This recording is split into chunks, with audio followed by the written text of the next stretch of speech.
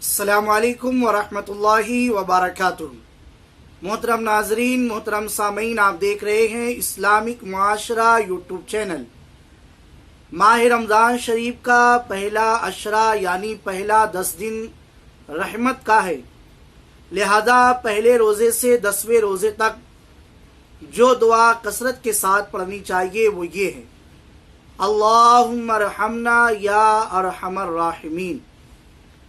رمضان المبارک کا دوسرا عشرہ مغفرت کا ہے، لہذا 11ویں روزے سے 20ویں روزے تک یہ دعا کثرت سے پڑھنی چاہیے: اللہم اغفر لنا ذنوبنا یا رب العالمین۔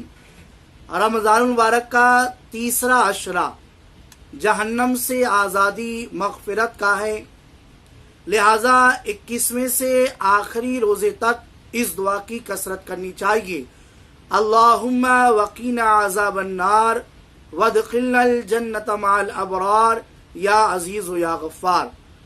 اور اگر رمضان المبارک میں دن میں، رات میں، افطار کے وقت ہو، سحری کے وقت ہو، کثرت کے ساتھ جو دعا پڑھنی چاہیے وہ یہ ہے: لا الہ الا اللہ اللہم نستغفرک ونسألک الجنہ ونعوذ بک من النار۔ تو یہ 3 دعائیں جو بتائی گئی ہے، آپ حضرات اس دعاؤں کی کثرت کریں۔